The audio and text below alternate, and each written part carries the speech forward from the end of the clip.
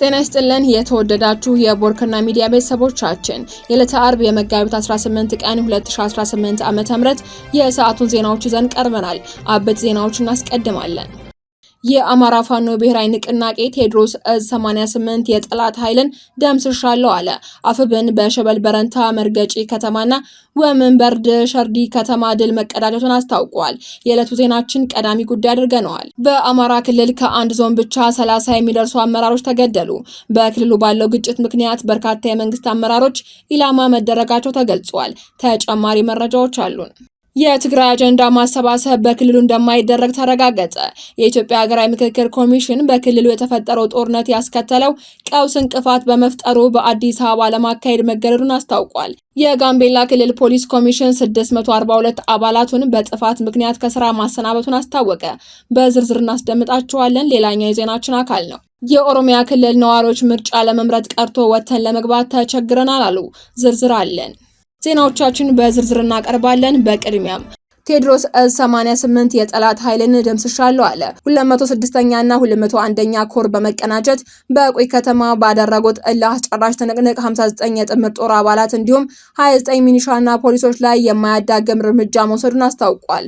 በቴዎድሮስ ዕዝ ዘመቻ መምሪያ መቶ አለቃ አበበ ሰው መሆን መሪነት ከሌሊቱ 10 ሰዓት ጀምሮ ቁይ ከተማን በመክበብ ከንጋቱ 11 ሰዓት ከ30 በተጀመረው ውጊያ ቁይ ከተማ ሙሉ በሙሉ በመቆጣጠር በመንግስት ሰራዊት ላይ ያነጣጠረ ጥቃት በመክፈት 59 የ75ኛ ክፍለ ጦር 3ኛ ሬጂመንት አባላት በተደረመሱበት ምሽግ ውስጥ ህይወታቸው አልፎ መገኘቱ ተገልጿል። በግራሮ በቴክኒክና ሙያ ኮሌጅ በአንደኛ ደረጃ ትምህርት ቤት አሞራ ገደል የነበሩ ተደራራቢ ጠንካራ ምሽጎችም በተሰበሩበት አውደ ውጊያ በርካታ ወታደራዊ ድሎችን ያስመዘገበው ቴዎድሮስ ዕዝ ጠላት የሚመካበትን የአሰንዳቦ የቁም ምሽግ በመደረማመስ ብሬን፣ ስናይፐር፣ ክላሽ፣ የቃታ መሳሪያ፣ ካዝና ቦምብና ቁጥሩ ያልታወቀ ተተኳሽና ወታደራዊ ቁሳቁሶችም ተማርከዋል ተብሏል።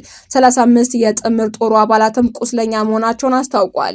የአማራ ፋኖ ብሔራዊ ንቅናቄ በዚህ ፍልሚያም የ206ኛ ኮርና የ201ኛ ኮር የጦር አመራሮች የክፍለ ጦር መሪዎች ጋር በመናበብ ውጊያውን ከጠላት ጋር እየተፋለመ መርቷል ብሏል። በተያያዘ መረጃ አፍብን በሸበል በረንታ መርገጪ ከተማ ተመሳሳይ ድል ማግኘቱን አስታውቋል። የአማራ ፋኖ ብሔራዊ ንቅናቄ ቴዎድሮስ ዕዝ 201ኛ ኮር 64ኛ ክፍለ ጦር ልዩ ኮማንዶ ከማስመረቁ ማግስት ከክፍለ ጦሩ የተሰባሰበውን ኃይል ጋር በሸበል በረንታ ወረዳ መርገጪ ንዑስ ከተማ ከአገዛዙ ኃይል ጋር ከባድ ውጊያ በማድረግ በርካታ የጠላትን ኃይል መደምሰስና ማቁሰል መቻሉን ገልጿል።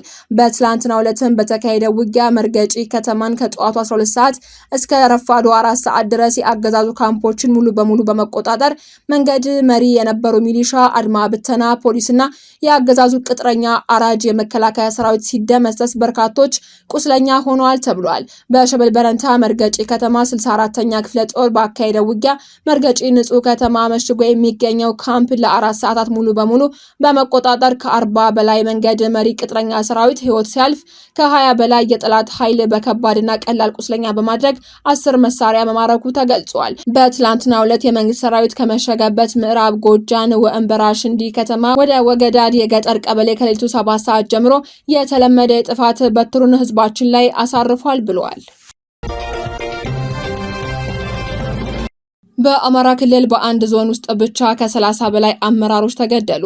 በክልሉ ባለው ግጭት ምክንያት በርካታ የመንግስት አመራሮች መገደላቸው ተገልጿል። ለአብነትም የክልሉ ርዕሰ መስተዳደር የኢኮኖሚ አማካሪ አቶ ደሳለኝ አስራድ፣ የክልሉ ምክር ቤት ህግና ፍትህ ቋሚ ኮሚቴ ሰብሳቢ ወርቅነህ እንግዳ፣ የእብናት ወረዳ ወጣቶችና ህጻናት ኃላፊ ፍቅሩ አዱኛ፣ የእብናት ወረዳ ጸጥታ ኃላፊ አዲሱ ቸኮል፣ የእብናት ወረዳ ጤና ጽህፈት ቤት ምክትል ኃላፊ አስሬ ጌትነት፣ የእብናት ወረዳ ሚሊሻ ጽህፈት ቤት ኃላፊ የእብናት ወረዳ ሚሊሻ ኃላፊ አቡዬ፣ የእብናት ወረዳ የፓርቲ ኦዲት ምክትል ኃላፊ አማረ፣ የእብናት ወረዳ መንገድ ኃላፊ ብርሃኑ፣ የእስቴ ወረዳ ወጣቶችና ስፖርት ኃላፊ፣ የታች ጋይንት ወረዳ ሰላምና ጸጥታ ጽህፈት ቤት ኃላፊ እያያው አዱኛው፣ የስማዳ ወረዳ ሚሊሻ ጽህፈት ቤት ኃላፊ መቶ አለቃ ቢሰጥ አስፋው፣ የስማዳ ወረዳ ፖሊስ ጽህፈት ቤት ኃላፊ ኢንስፔክተር ጌትነት አሻግሬ፣ የላይ ጋይንት ወረዳ ስራና ስልጠና ጽህፈት ቤት ምክትል ኃላፊ አበበ ወንድፍራው፣ የነፋስ መውጫ ከተማ ሚሊሻ ጽህፈት ቤት ኃላፊ ፈንታው፣ የደራ ወረዳ ዋና አስተዳዳሪ እስቲበል ጓዴ፣ የደራ ወረዳ ብልጽግና ጽሕፈት ቤት ኃላፊ ፈንታውን ድረስ፣ የሐሙሲት ከተማ ከንቲባ ተመስገን የሸዋስ፣ የደራ ወረዳ ፖሊስ ሰው ኃይል አስተዳደር ቢሮ ኃላፊ አበበ አድማስ፣ የደራ ወረዳ ፖሊስ ዋና አዛዥ ኢንስፔክተር ጌታቸው ሸርብ፣ የወንጀል መከላከል ዘርፍ ኃላፊ ታከል እርቄ፣ የአድማ ብተና ሻለቃ ዋና ዘመቻ ኃላፊ ረዳት ኢንስፔክተር ሰለሞን ምስጋናው፣ የአርብ ገበያ ከተማ ፖሊስ አዛዥ፣ የደራ ወረዳ የሰላምና ደህንነት ኃላፊ ጋሸናው አበራ፣ ምክትል ኮማንደር ፍትሃላው ጋይንት፣ የሻለቃ አዛዥ የወያኔ ጦርነት የሜዳሊያ ተሸላሚ፣ የምክትል ኮማንደር ነጋሽ ሻለቃ አዛዥ፣ ምክትል ኮማንደር ደጀኔ አበበ ሻለቃ አዛዥ፣ ምክትል ኮማንደር ደጀኔ አበበ ሻለቃ አዛዥ፣ የሻለቃ ዘመቻ ሻለቃ መላኩ ሲሳይ፣ የሻለቃ ዘመቻ መምሪያ ሻለቃ መላኩ ሲሳይ፣ የወገዳ ከተማ ከንቲባ አስናቀው ቆየው መጀመሪያ አካባቢ ከተዘረዘሩት ከ8ቱ በስተቀር አብዛኞቹ ከሰሞኑ የተገደሉት ናቸው።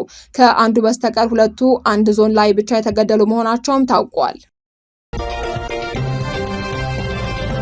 የትግራይ አጀንዳ ማሰባሰብ በክልሉ አይካሄድም ተባለ። የኢትዮጵያ ሀገራዊ ምክክር ኮሚሽን በትግራይ ክልል አጀንዳ ለማሰባሰብና የምክክር ተሳታፊዎችን ለመለየት የሚያስችል አስቻይ ሁኔታ በክልሉ ባለመፈጠሩ መድረኩን በአዲስ አበባ ከተማ ለማካሄድ መወሰኑን ገልጸዋል። የኮሚሽኑ ኮሚሽነር ፕሮፌሰር መስፍን አሪያ ዛሬ መጋቢት 18 ቀን 2018 ዓ.ም ለመገናኛ ብዙሃን በሰጡት መግለጫ በትግራይ ክልል የምክክር ሂደቱን ለመጀመር ላለፉት ወራት ሰፊ ጥረት ሲደረግ መቆየቱን አብራርተዋል። ከክልሉ ጊዜያዊ አስተዳደር ከፖለቲካ ፓርቲዎችና ከምሁራን ጋር ከ22 ጊዜ በላይ ውጤታማ ውይይቶች ተደርገው ውጤታማ አልሆኑም ብለዋል። ኮሚሽነሩ የአጀንዳ ማሰባሰብ ስራው በአዲስ አበባ እንዲካሄድ ያስገደደው በጦርነቱ ምክንያት የተፈጠሩ ማህበራዊና ኢኮኖሚያዊ ቀውሶች በክልሉ አጀንዳ ለመሰብሰብ እንቅፋት በመሆናቸው ነው በማለትም ገልጸዋል። የአጀንዳ ማሰባሰብና የተሳታፊ ልየታ መድረክም ከመጋቢት 23 እስከ 25 ቀን 2018 ዓ.ም በአዲስ አበባ ከተማ እንደሚካሄድ ተገልጿል። ፕሮፌሰር መስፍን የትግራይ ክልል ተወካዮች፣ ምሁራንና የፖለቲካ ፓርቲዎች በዚሁ ታሪካዊ ሂደት ላይ በንቃት እንዲሳተፉ ጥሪ አቅርበዋል። በመርሃ ግብሩ የትግራይ ክልል ተወላጅ የሆኑ 400 ተሳታፊዎች ይገኛሉ ተብሎ እንደሚጠበቅም ኮሚሽኑ ገልጿል። ከተሳታፊዎቹ ውስጥ ምሁራን፣ የፖለቲካ ፓርቲዎችና የሲቪክ ማህበረሰብ ድርጅቶች ተወካዮች እንደሚገኙበት የሀገራዊ ምክክር ኮሚሽን ዋና ኮሚሽነር ፕሮፌሰር መስፍን አሪያ በዙቅ ተናግረዋል። ፕሮፌሰር መስፍን ለጋዜጠኞች በሰጡት መግለጫ የትግራይ ክልል አጀንዳ ማሰባሰብ ሂደትን በክልሉ ለማካሄድ ብዙ ጥረቶች ቢደረጉም የክልሉ ጊዜያዊ አስተዳደርና ህወሓት ፈቃደኛ እንዳልሆኑ አመላክቷል።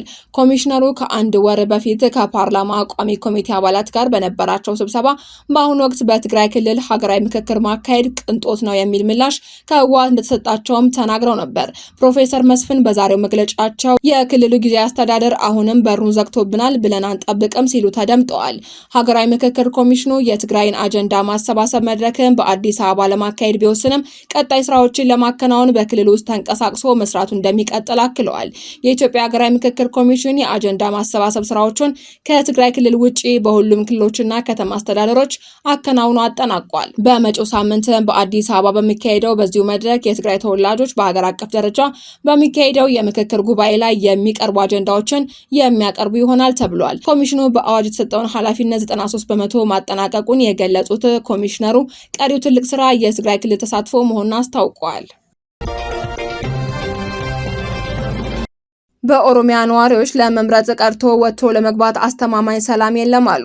በኦሮሚያ ክልል በተለያዩ ዞኖች የሚገኙ ነዋሪዎች የሰላም እጦት በሰባተኛው አጠቃላይ ምርጫ ላይ ለመሳተፍ እንቅፋት እየሆነባቸው መሆኑን መናገራቸውን አዲስ ስታንዳርድ ዘግበዋል። ነዋሪዎቹ የጸጥታ ችግር በተደጋጋሚ በአካባቢያቸው የተከሰተ መሆኑን ተናግረዋል። በሰሜን ሸዋና በሆሮ ጉድሮ ወለጋ ዞኖች የሚገኙ ነዋሪዎች በመጪው ግንቦት ወር ስለሚካሄደው ሰባተኛው አጠቃላይ ምርጫ በሰጡት አስተያየት በሰባተኛው ሀገር አቀፍ ምርጫ የምዝገባ ሂደት ላይ መሳተፍ እየተቆጠብን ነው ብለዋል። ስማቸው እንዳይጠቀስ የጠየቁ የሆሮ ጉድሩ ወለጋ ዞን አቤ ጎዶሮ ወረዳ ኮቺ ቀበሌ ነዋሪ እንደገለጹት ምርጫው ሊካሄድ ባለበት በዚህ ወቅት የጸጥታ ችግሩ በፊት ከነበረበት ይበልጥ እየተባባሰ መጥቷል ብለዋል። በዚህ ምክንያትም ለምርጫ ምዝገባ ምቹ ሁኔታ አለመኖሩን ገልጸዋል።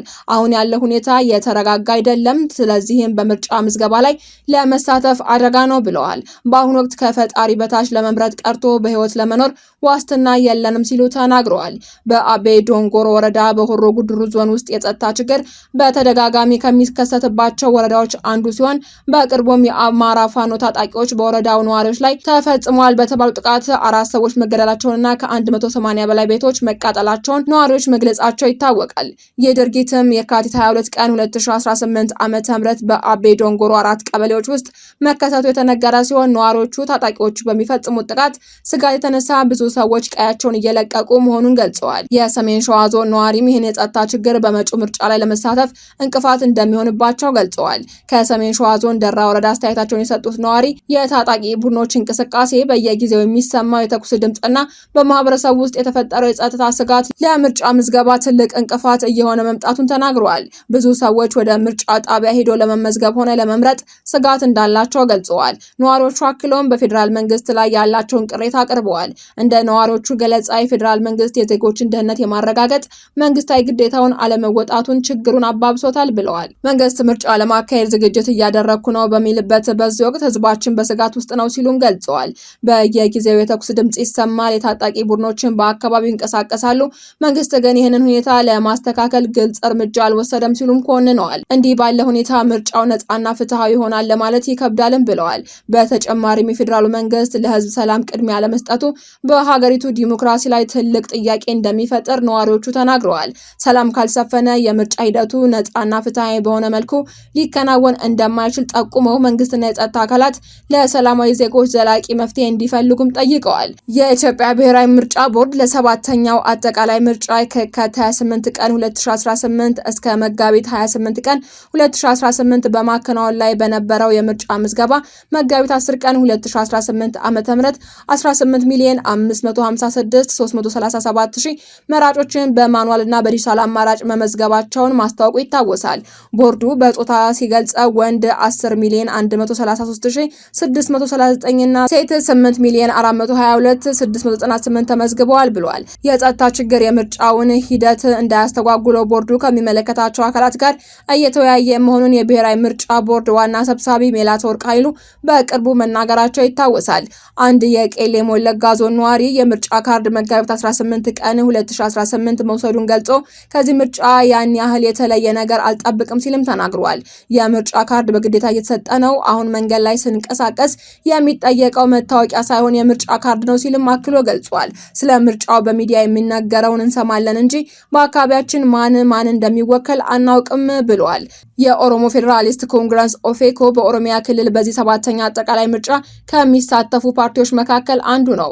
ሆኖም በሀገሪቱ በርካታ ድንበር አካባቢዎች ያለ የጸጥታ ችግር በዚህ ምርጫ እንዳይሳተፍ እንዳገደውም ገልጿል። ኦፌኮ በሀገሪቱ ባለ የጸጥታ ችግር ምክንያት በሰባተኛው አጠቃላይ ምርጫ በአዲስ አበባ በድሬዳዋና በሐረሪ ከተማ ብቻ ለመሳተፍ መወሰኑን ቀደም ብሎ መግለጹ ይታወሳል። ፓርቲው በአሁኑ ወቅት በክልሉ ያለው የትጥቅ ግጭት፣ ወታደራዊ እርምጃዎችና የፖለቲካ ጭቆና መስፋፋት ነጻና ፍትሃዊ ምርጫ ለማካሄድ የሚያስችል አለመሆኑን ገልጿል። በብዙ ቦታዎች የፖለቲካ ፓርቲዎች እንቅስቃሴዎች መገደቡን፣ አባላቶቻቸውና ደጋፊዎቻቸው በስጋት ውስጥ መሆናቸውና ሙሉ ነጻነት ያለው የምርጫ እንቅስቃሴ አለመኖሩንም ጠቁሟል። እንደ ኦፌኮ ገለጻ ትክክለኛ ዲሞክራሲያዊ ምርጫ ለማካሄድ አስተማማኝ ሰላም መኖር፣ ለሁሉም የፖለቲካ ፓርቲዎች እኩልነትና የመንቀሳቀስ ነጻነት መረጋገጥ እንዲሁም ህዝቡ ያለ ስጋት ሀሳቡን መግለጽና በምርጫው መሳተፍ መቻል አለበትም ብለዋል። ነገር ግን በአሁኑ ወቅት እነዚህ መስፈርቶች አለመሟላታቸውን በመግለጽ ምርጫው ሁሉን አቀፍ በሆነ መልኩ ሊካሄድ እንደማይችል ገልጿል። ፓርቲው ሊካሄድ የተሳተፈው ምርጫ ያሉትን ችግሮች ለመፍታት ተጨባጭ ውጤት ያመጣል በሚለው ላይ ጥርጣሬ እንዳለው ገልጾ አሁን ባለ የጸጥታ ሁኔታ ውስጥ የሚካሄድ ምርጫ ለህዝብ የሚበጅ ውጤት ያመጣል ብለን አናምንም። ሰላም ካልተረጋገጠ ምርጫ ትርጉም የለውም ሲልም ኮንኗል። አክሎም አሁን ያለ የጸጥታ ችግር ከቀጠለ የምርጫ ሂደቱ ላይ ትልቅ እንቅፋት እንደሚሆን ኦፌኮ ቀደም ብሎ አስጠንቅቋል። ከሆሮ ጉድሩ ዞን የአካባቢ የጸጥታ ሁኔታን በምርጫው ላይ ስላለው ተጽዕኖ ለአዲስ ስታንዳርድ አስተያየት የሰጡት የዞኑ ባለስልጣናት በበኩላቸው ያለው ሁኔታ ሰዎች በምርጫ እንዳይሳተፉ የሚያግድ አይደለም ሲሉ ማስተባብለዋል። የሆሮ ጉድሩ ወለጋ ዞን የሰላምና ጸጥታ ጉዳዮች ኃላፊ አቶ አብዲሳ ቀና ከዚሁ ጋር ተያይዞ እንደገለጹት በዞኑ ከዚህ ቀደም የጸጥታ ሁኔታ አልፎ አልፎ አስቸጋሪ ቢሆንም በአሁኑ ወቅት አስተማማኝ ሰላም መኖሩን ተናግረዋል። ሰላም አለ፣ ህዝቡም ተረጋግቷል። ከምርጫ ጋር ተያይዞ ህዝቡ በሰላም ወጥቶ በምዝገባው ላይ እንዲሳተፍና እንዲመርጥ እየሰራን ነው ብለዋል። ለዚህም ነዋሪዎች ያለምንም ስጋት በምርጫው እንዲሳተፉ ኃላፊው መልእክታቸውን አስተላልፈዋል። የጋምቤላ ክልል ፖሊስ ኮሚሽን 642 የፖሊስ አባላትን ከስራ አሰናበተ። የጋምቤላ ክልል ፖሊስ ኮሚሽን በተካሄደው የተሃድሶ ስልጠናና ግምገማ በተለያዩ ጥፋቶች ተሳታፊ የሆኑ የተገኙ 642 የፖሊስ አባላትን ከመጋቢት 1 ቀን 2018 ዓ.ም ጀምሮ ከስራ ማሰናበቱን አስታውቋል። እርምጃው የተወሰደው በክልሉ ተከስቶ በነበረው የጸጥታ መደፍረስ ውስጥ በቀጥታም ሆነ በተዘዋዋሪ የጥፋት ኃይሎች ተላላኪ በመሆን በንጹሃን ዜጎች ላይ ጥይት በመተኮስ ለሰው ሕይወት መጥፋት ለንብረት ውድመት ምክንያት በሆኑ አባላት ላይ ነው። በተጨማሪም የመንግስትን የጦር መሳሪያ በህገወጥ መንገድ የሸጡ የሰረቁና ለግል ጥቅም ያዋሉ አባላትም በዝርዝር ውስጥ ተካተዋል። በግምገማ ወቅትም የመከላከያ ሰራዊት፣ የፌዴራል ፖሊስና የአዲስ አበባ ፖሊስ የውትድርና ሰርቲፊኬቶችን በሐሰት በማዘጋጀት በማጭበርበር ወደ ተቋሙ የተቀላቀሉ እንዲሁም ምንም አይነት መሰረታዊ የውትድርና ስልጠና ሳይወስዱ በዝምድና ተቀጥረው ሲሰሩ የነበሩ ግለሰቦች መሰናበታቸውን ተገልጿል።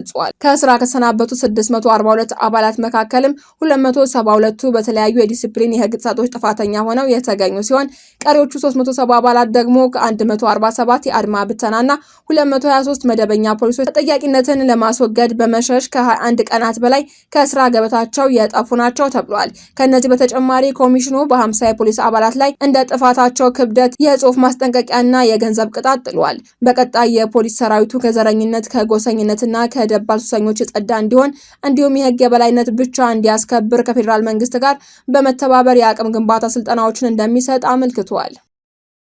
አድማጮቻችን፣ የሰዓቱ ዜናዎቻችን ተጠናቀዋል። ስለተከታተላችሁ እናመሰግናለን። ሰላም።